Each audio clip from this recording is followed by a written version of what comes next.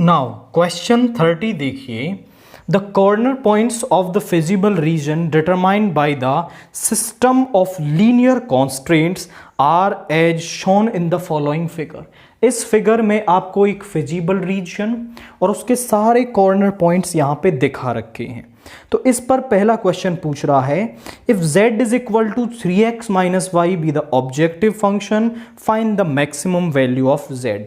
तो यहां पे ऑब्जेक्टिव फंक्शन दे रखा है, the given objective function is, वो क्या है हमारे पास, that is z is equal to में 3x माइनस 4y। इसकी मैक्सिमम वैल्यू किस कॉर्नर पॉइंट पे होगी, तो सभी पे वैल्यू निकाल देंगे। z एट 0 दैट इज 0,0 पर, तो 0 माइनस 0 इज 0। उसके बाद z एट a है हमारे पास 0,8, यानी 0 माइनस 4 इंटू 8 इज माइनस का 32।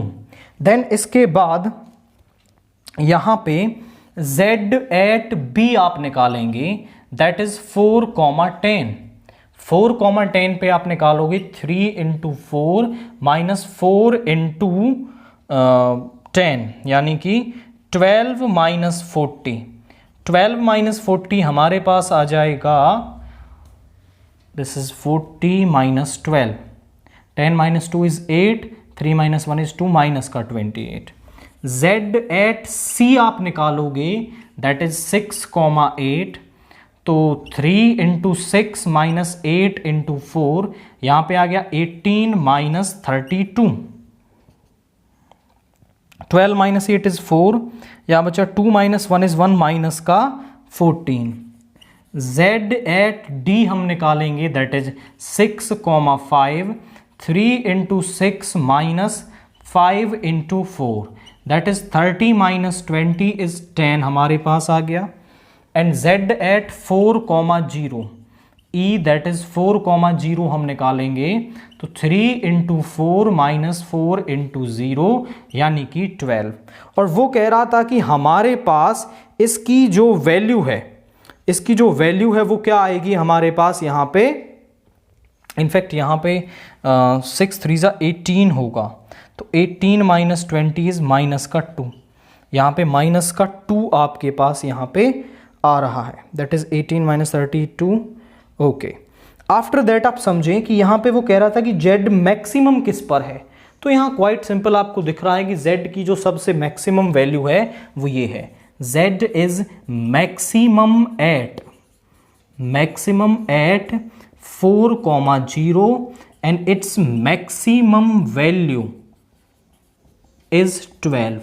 अब इसी में जो सेकंड क्वेश्चन है वो हमें क्या दे रखा है, सेकेंड क्वेश्चन कह रहा है कि if z is equal to px plus q y such that pn q are greater than 0 be the objective function, find the condition on p and q so that maximum value of z occurs at b and c।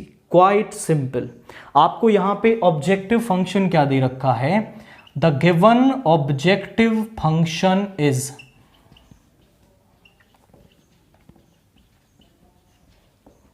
वो है z is equal to p x plus q Y and z at z maximum जो है वो किस पे अकर होता है, z eight b यानी कि 4,10 एंड z एट c 6,8।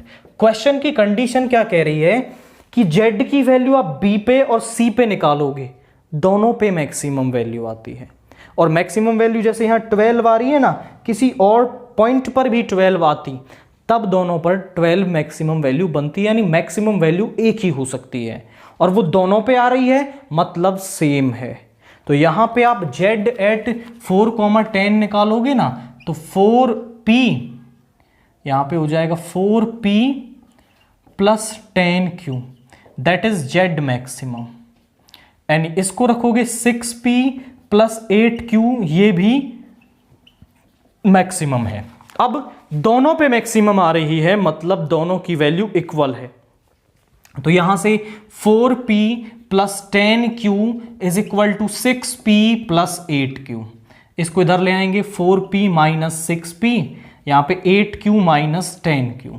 यानी माइनस का 2p is equal to minus का 2q, विच इंप्लाइज कि जो p है वो q के इक्वल है। और यही वो हमसे कह रहा था कि जो z है वो इन दोनों पॉइंट्स पे मैक्सिमम है, तो p और q के बीच में क्या कंडीशन बनेगी वो हमें निकालनी थी। पहले वाला तो क्वाइट सिंपल था, z की वैल्यूज पुट करके मैक्सिमम बताना था। सेकंड वाले में वो कह रहा था कि 2 पॉइंट्स पे मैक्सिमम है, तो पहले दोनों पे z की वैल्यू निकाल लो, दोनों को इक्वल रख लो, तो p और q में हमें यहां पर कंडीशन मिल जाएगी।